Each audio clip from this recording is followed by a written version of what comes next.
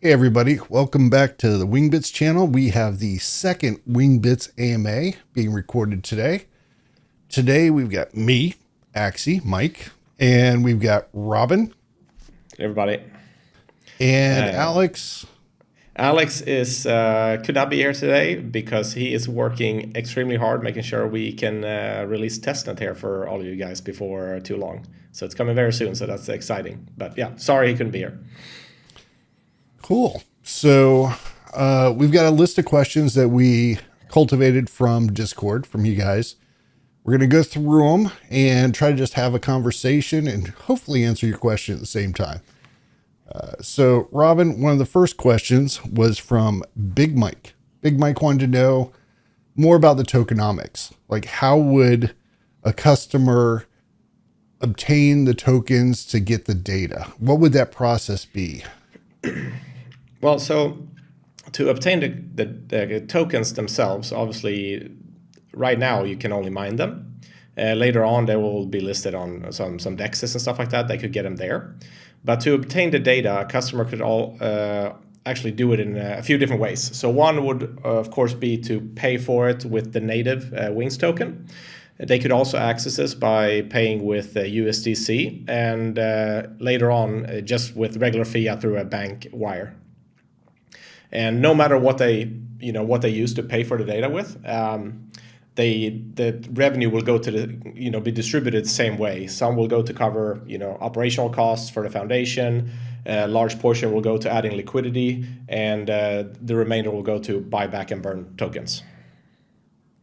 So there's multiple ways that a customer can do it. Yeah, we just thought it's quite important for both for the customers to make it easy to access the data, because obviously the goal is to get as much revenue as possible into the foundation so we can actually siphon it back to the community. But it's also nice to get a mix of the three different currencies into the foundation to be able to, obviously it's easier covering operational cost with regular fiat. We need some USDC to add liquidity, so it just makes sense.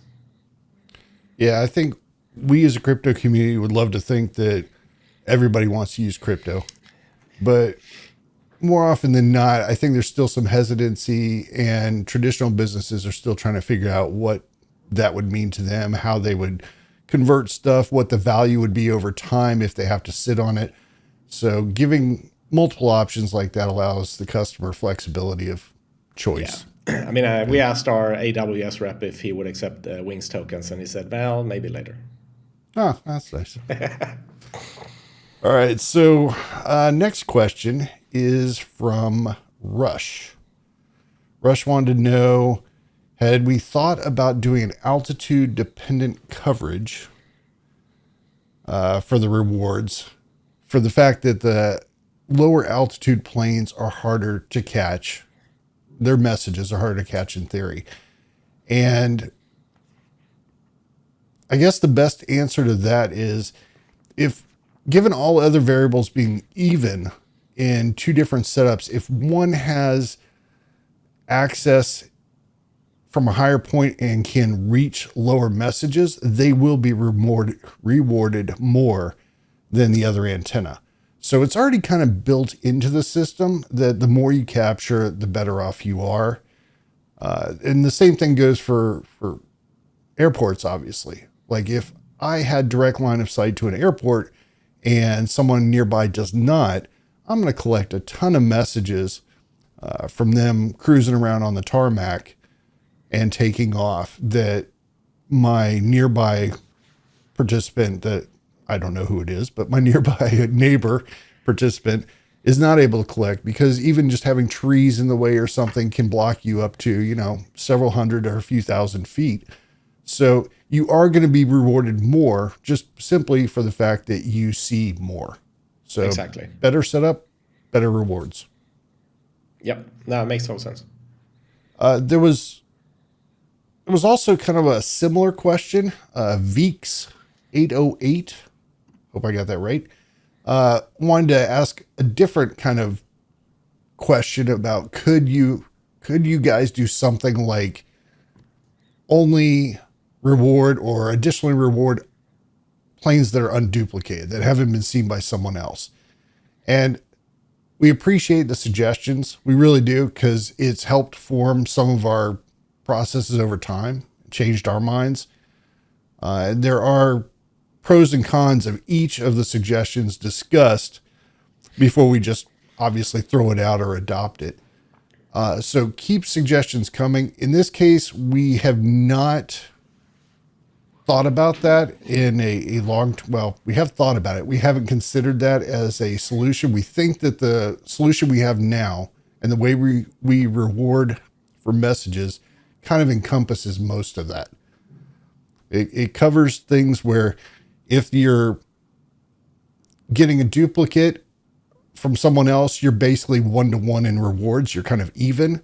And if you're catching stuff that someone else isn't, then you're getting more messages, which means a little bit higher percentage. So I think we've kind of covered that balance, but seriously, keep suggestions coming.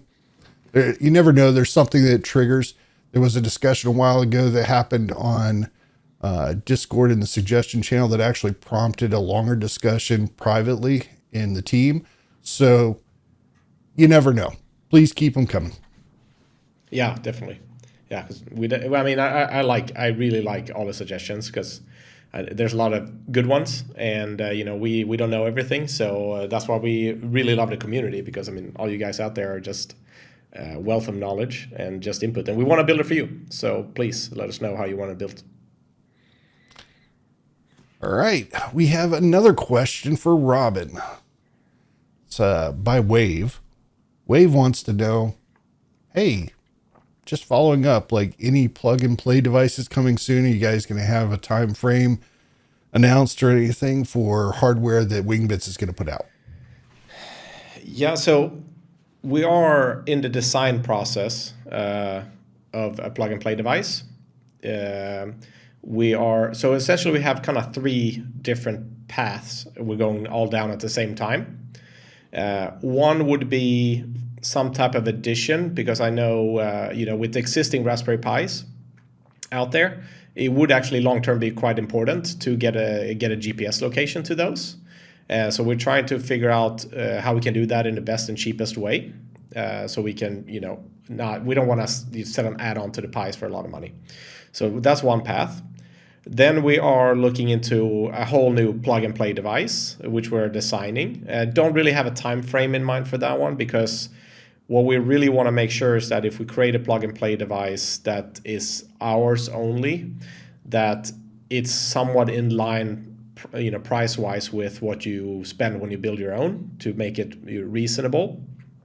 And then we're also, which I can't announce yet, but it will probably come before too long, looking into partnerships, like dual mining partnerships with some projects. And I think that would be really cool as well, to essentially allow people to participate in one project and mine multiple. So we're looking into all of those. Some announcement will probably be made on those within the next 6 to 8 weeks. But our own plug and play device, I would guesstimate later this year, Q3 maybe, something like that. Yeah, it takes time. Well, you want to get it right, and you want to make sure, if I sell a device, it needs to perform at least as well as you build your own device, and it needs to be priced competitively. There's a lot of testing, iteration. So and we're not hardware experts, so we're bringing in people to help us out. So it's just going to be a little bit of time. Okay. Lord CO the second, or the 2, I don't know. He has a question on data protection. This question I saw on Discord came about from a Twitter post related to 2 other projects. I'm not going to really name them here, but one was talking about we have the ability to increase our revenue if we wait a little bit and get proper access to the API that licenses us to resell that data. And so basically one product, somebody's sitting on top of it, adding value in theory, and they just want to resell the data. They can't do it now because there's not that licensing available. So I think the question relates around how do we stop somebody from reselling data, but I think there was a little confusion. So just to be clear, we want people to sell our data. We want, Robin can speak to this, but we want people to buy the data and have the opportunity to reuse it for whatever purposes they need that are based on their agreement. So Robin, can you explain how like a third party would access the data for use in their own project or their own tool? Yeah. I mean, so essentially, there's two pieces to this. If you want to simply buy the data and use it to build products, build applications, and stuff like that, then that's really easy. You literally just pay for the data and you build. If you want to be a reseller of the data, more of a distribution type of partnership. I mean, we want to do that because, generally it's way easier to scale if you work with distribution partners. But that process has to be a little more stringent in terms of, there has to be an agreement between us and the reseller. We need to make sure that a potential distribution partner or data reseller is representing the project the right way, is acting in a professional manner, because there's a lot of, you don't want to damage your reputation. So we will absolutely allow that, but there will be per contract basis. So that's not really a negative thing. Obviously, if people stole the data and resold it, that would be a negative thing, but that would be quite difficult. Right. And I think you even mentioned on one of the Discord stages, obviously you don't want, you want to have it done in such a way that there's not an incentive for someone to try to resell the data cheaper. Oh, what were you saying? You were saying something in one of the Discord stages. So obviously, if you have a reseller, but that's why you go through the whole vetting process, and because you want to say, okay, if we give them access to the data, if you're a reseller, most likely you're gonna need a slight discount compared to what we sell it to a end customer. But for us to give a reseller a discount, usually it's like a volume-based price. So the more data they sell, the lower price they get, which means they can make a higher profit. So we need to understand who they are, why are they likely to produce a lot of volume, and then the price will essentially hit at the brakes. So yeah, they'll get a wholesale price, so to speak, and then they can add their buffer to it, or their price on top. Got it. Perfect. Another question for Robin. It was actually asked differently by two different people. 120.83 dBm and Big Mike both had questions related to basically, is Wingbits prepared to deal with the scaling if there's a whole bunch of participants added, the server costs, the bandwidth costs, everything else? All right, are you guys ready for the growth? That was kind of the question. And I guess you can always say, like, yeah, we think we're ready. If we added 1 million devices tomorrow, that would maybe be a little unexpected. But, we have a very clear cost. We know exactly what each antenna cost us in terms of data and bandwidth. It's not optimized at the moment, so we're going to adjust the way we ingest data, which will cut down a lot of cost for us and actually cut down a lot of bandwidth usage for you guys. We have budgeted, for the pretty steep antenna growth until end of 2025. So we know kind of what the cost will be there based on the projections. And so that's very, we know it's going to be expensive eventually, but we're planning for it. So it's really not a big deal.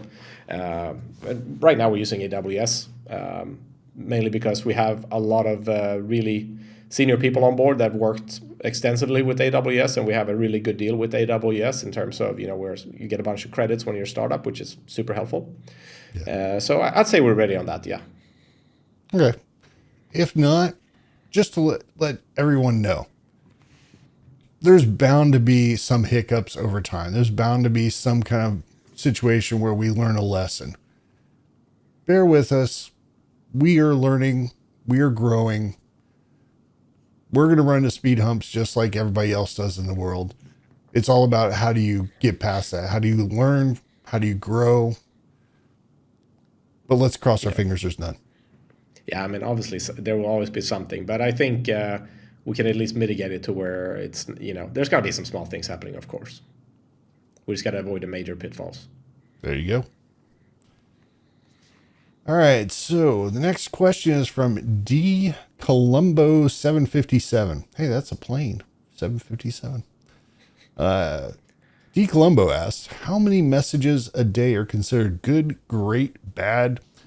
All right, I remember this question. So it's basically, is there a measuring stick that you can look at that you can compare to your dashboard when you log in? You see the data points. Data points that you see on the dashboard reflect messages that you have submitted to Wingbits, but they are not deduplicated yet. So if, for example, you have two antennas and they're within a reasonable range of each other, they may be collecting some of the same messages.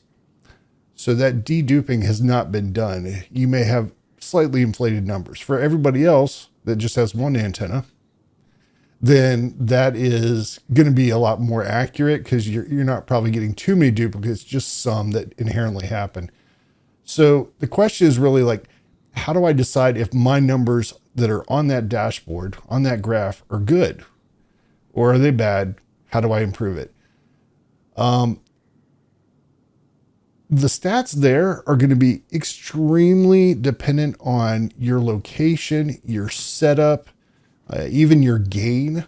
It is very specific to you. On top of that, it's all based on what kind of air traffic you have around you.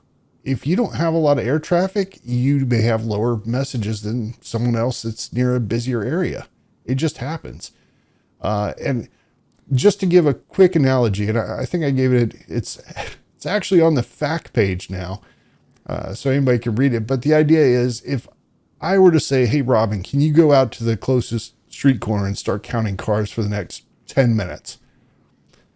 And then I ask someone else like Alex, or maybe myself, to go do it as well.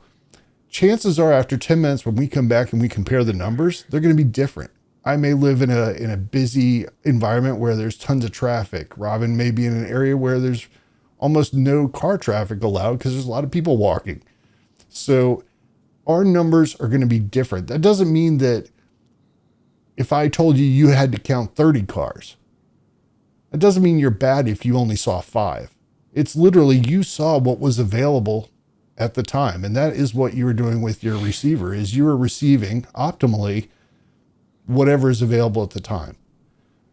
And I hope that makes sense. It's just a situation that there are so many variables, even from day to day, hour to hour, for a setup of trying to compare your stats.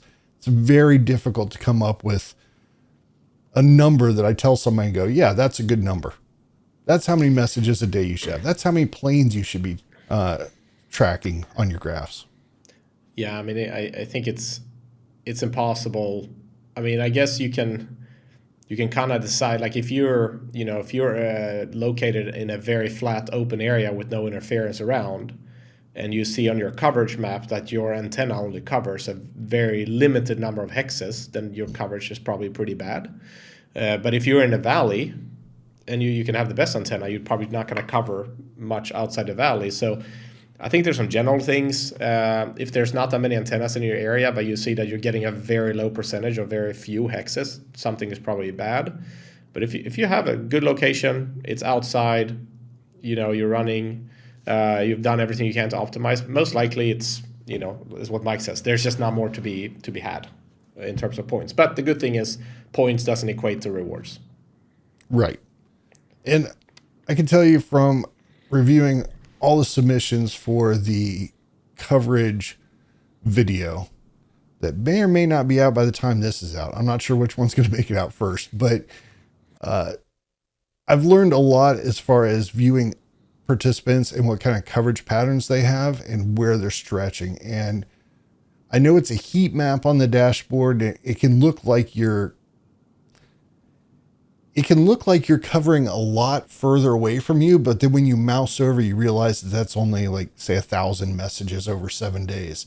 And you go, okay, that's actually not a lot of traffic. But then when you start mousing over close hexes, you can see how there's a huge amount of traffic. So there is some opportunity, like Robin said, to actually leverage that and say, like, yeah, if I'm in a huge wide open area and I'm only seeing, 3 hexes or 2 hexes basically covered, what's going on? And that may come down to, is my setup right? Or perhaps, is there really an air traffic highway among those hexes? And there's really no other air traffic in any of the other directions around me. And it can happen. Yeah. So next question is from Antonio Silva, who would like to know, based on the whole plan of marketing and increasing growth, what are the plans to spread the word about the project and push some adoption? I guess it's a pretty big question, because obviously there's a lot of things that can go into this. But I mean, a few pretty, near future things are, one, obviously we are gonna start doing more. We haven't done any marketing except we've been posting on some social medias here and there. So we are hiring people to manage that. We are gonna do a revamp of the entire brand. Still pretty basic, so to speak. So we're gonna redo that. The potential data buyers we're working with now, that's going to be able to go public when some of them are done. I think that's going to bring a lot of validity to the case that traditional businesses within aviation work with a Web3 business. That's going to lead to a lot of kind of PR coverage, which will be good. We're probably going to do some paid marketing. We're going to do a lot of partnerships with maybe projects. Don't know if we're going to do some launch pads, maybe some YouTubers, if they're, because when it comes to YouTuber, for me, it's pretty important that it's not all the hey, make $10,000 a day guaranteed. It's like so we're going to be a little selective because we're not trying to build it all on hype. I want to produce a sustainable business. But some traditional marketing, definitely. Later on, we're probably going to do more events when budget allows.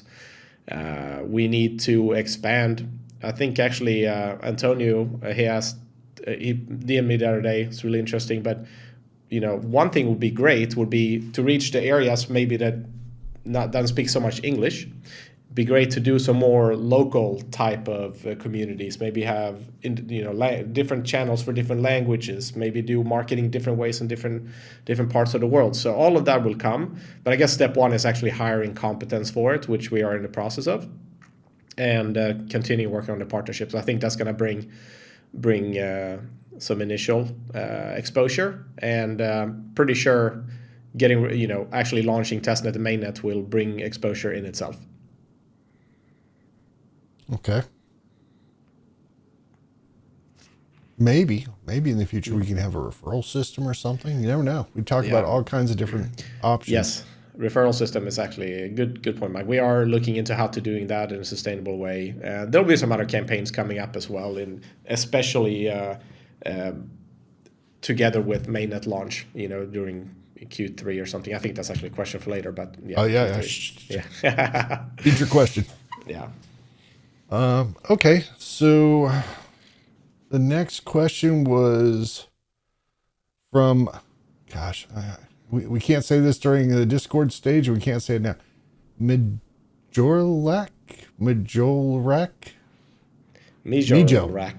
is what I'm sticking with from now on, whether it is Discord or here.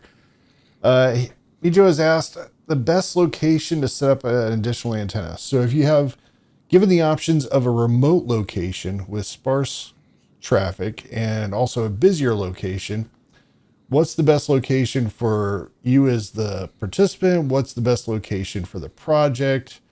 Also, curiosity, what about airports? So I guess the best answer I can give is all locations are good. Redundancy is important for the project, redundancy of data, obviously up to a certain limit. We don't want to ingest 1 million copies of the same message every second. That's just going to tax server loads. It's going to tax anything that's processing the data. But in general, redundancy is good. We do want numerous submissions of the same message. I think participants in general are going to, I think they do in most projects, they look for sparse areas. They look for places where people have not set up a unit or a station, and they try to put it there because they're thinking, well, if I'm out by myself and data is equal as far as reception and messages and hex value, the best thing I can do is be where no one else is, because that way I can capture the most rewards. I think that's a reasonable position to have, and I think it actually helps us in a lot of cases for spreading out into areas that haven't been developed. There are places, say in the Midwest, for example, or even West in the US, that are not highly populated. Like an entire state has the population of like one major city somewhere else in the US. With that comes the challenge that there's just not a lot of people to find the project, not a lot of people to decide to put up a station. So everywhere is good. I would not install an antenna too close to your current antenna. And by too close, I mean, probably if I were thinking, I don't know, maybe 10 miles, 20 miles, that's probably a limit that I wouldn't cross. I'd actually shoot for somewhere in the 25 to 30 mile off range. The benefit there is that you're going to still have some duplication of data, but there's also a good chance that you're covering different areas based on landscape. And that's really what it comes down to, obstacles. In my house, I am blocked to my south. I still get messages from the south, but I can notice that I don't have consistent tracking of the planes across their path. I end up with like this spotted coverage, and it's because I've got too many obstacles to my south. So if I had the opportunity to set up another antenna 30 miles south of me that had good line of sight to that direction, 100% I would do it. Unfortunately, I don't. But 100% I would, because it opens up a whole new set of messages that I'm not getting right now. So again, base everything on obstacles, line of sight, and don't put antennas too close to each other because they're just duplicating data. At least that's my thought. Robin, you got thoughts on this? think, obviously an uncovered area would be the lowest hanging fruit. So if you want to go to, Wyoming or Utah right now in the U.S., Nebraska, probably pretty good. And that's exactly what Mike said. That's what we base it on. Each hex has the same value, because we did not want to incentivize amount of data, because then everything would just be, clustered around the major cities, which, it's good to have that coverage, but we need all the coverage. If you can't go to a remote area, I think we said it before, if you manage to get the ground level data from an airport, even in an area where there's a lot of antennas, most likely you're going to get so many more data points than the people around. So that would definitely be something to do. But then again, if you're in an area where there's some people covering, you don't know they're super optimized, their locations. For example, can't say who, but we were looking at, because we're finalizing the rewards model and looking at how much everyone, all the calculations before testnet. And there's one person that has several antennas in a quite similar area, but one antenna out of, I think, 7 is actually like 60% or 70% of all the rewards for that person. So that just goes to show that antenna is so much better optimized or located than the other antennas, is literally just catching so many more messages. So even if you're in an area that's fairly saturated, if you really optimize your antenna, if you find a place high up on a tower or a building, you're probably going to be pretty well off either way. Yeah, and not to drill it too much into people, but I think a lot of people think of airports like, yeah, but there's just planes sitting around. So I get it may be okay for the project. Why is it good for me? Remember that a plane that is moving anywhere, like taxiing on the runway, waiting to get to the actual, you know how they line up on the tarmac and they're in position to get to the actual runways. All that time moving, they are sending adsb messages, like twice a second kind of idea. So the idea is, if I'm capturing messages for a plane that goes by me above at 40,000 feet, I'm going to have it for, I don't know, maybe a couple minutes, 2-3 minutes tops. I may not get all the messages, but hopefully I will, because it's way up in the sky. Compare that to, I've got a plane on the ground. I got a lot of planes on the ground that are all sitting there for 10, 15, 30 minutes, 45 minutes while they're waiting to take off, or while they're waiting to pull into a terminal to disembark their passengers. Exactly. I mean, that's a ton of messages. Yeah, and we're seeing that now because we're trying to look and make sure we're getting everything right, and we're seeing that, like, in the areas that are have more antennas, more redundancy, the people that get the airport coverage, they get a ton more messages than I wouldn't call it the competitors, but the people around. So it definitely is the right thing to do if you can. Well, I hope that answered. That was probably a long answer to what to choose for the right location, but hopefully it helps. Hopefully it helps somebody. Robin, I have a question for you. It was a general question, culminated from hundreds probably of posts. Hey, tokenomics, when token? When is testnet? When's mainnet? Can you give us some idea of the schedule? I can. So first I'm going to start with the release dates, and then I can go into each one. So tokenomics, we're finalizing or working on the white paper now. The tokenomics are done.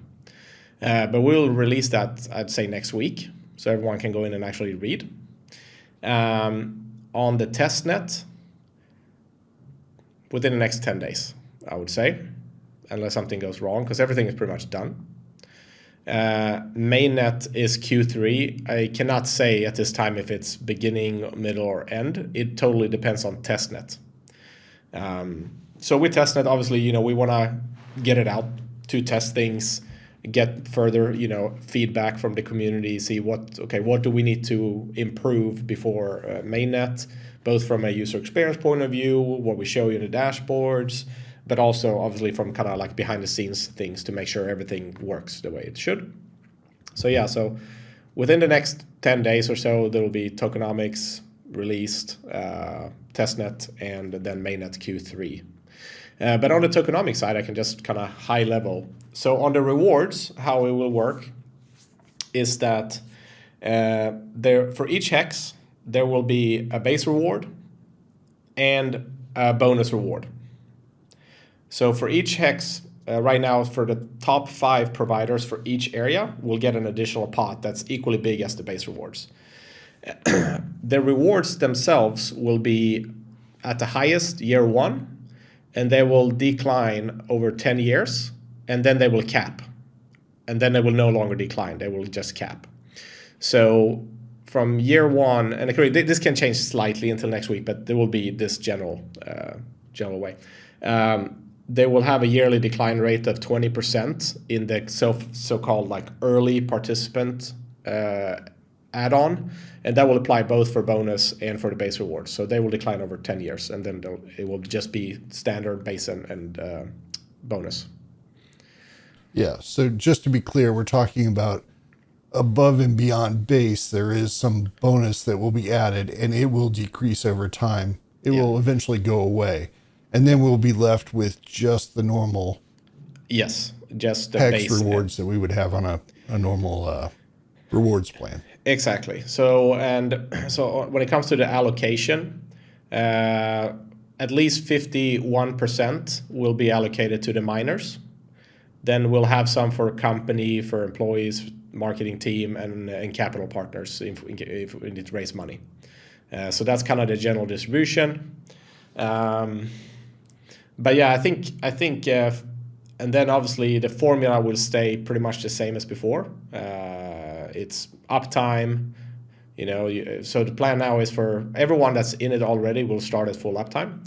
But for new participants, after this is implemented, we'll start at an uptime level 75 out of 100. For each day you add 1, or if you go offline for a day, you lose 1.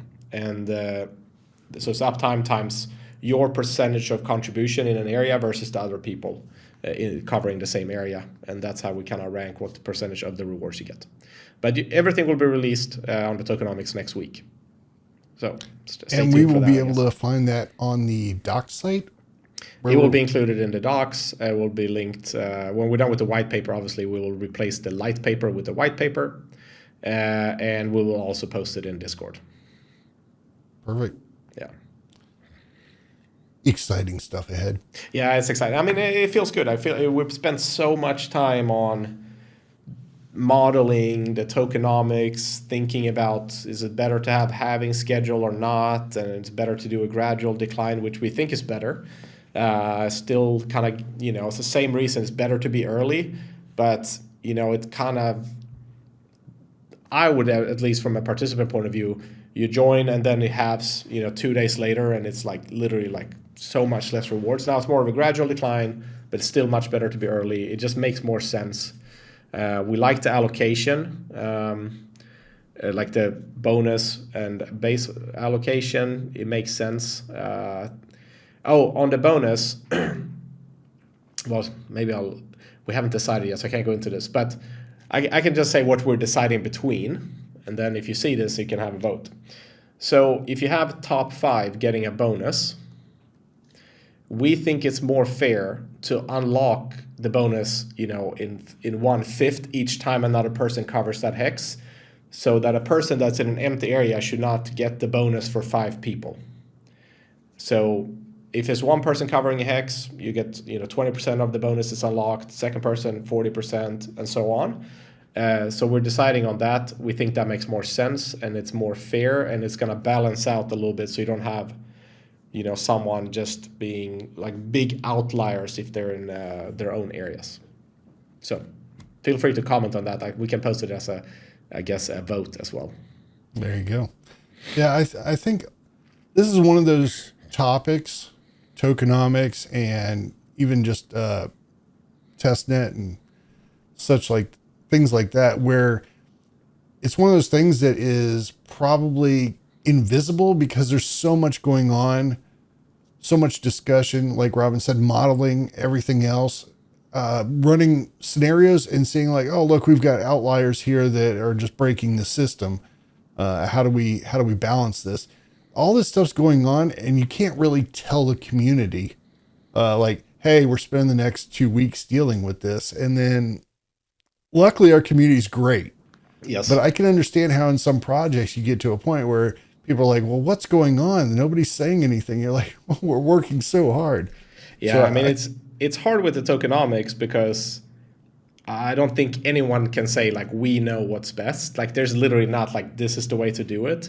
I think it's based on your project, what your goals are, We just want to, we want to have something that's fair and sustainable. Yeah. That's what we're aiming for. Like, we want this to be a long-term viable business. We want the community to benefit long-term. But also, obviously, should be an incentive for being early because, early adopters take a risk on joining this project before it's really going. So we do appreciate that, and we know we value that. So it's a very tough balance. It's difficult to figure out, but we think we have a pretty good model in place now that we're going to release. Fair. Robin, I have another one for you. Mm-hmm. Big Mike is popular this AMA. That's good.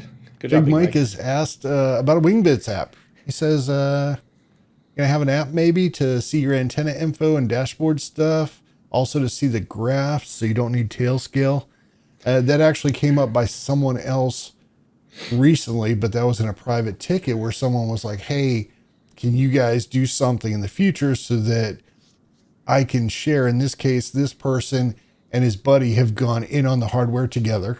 Mm-hmm. And they both want to be able to view the graphs and everything and like see what's going on. But they're not very technical.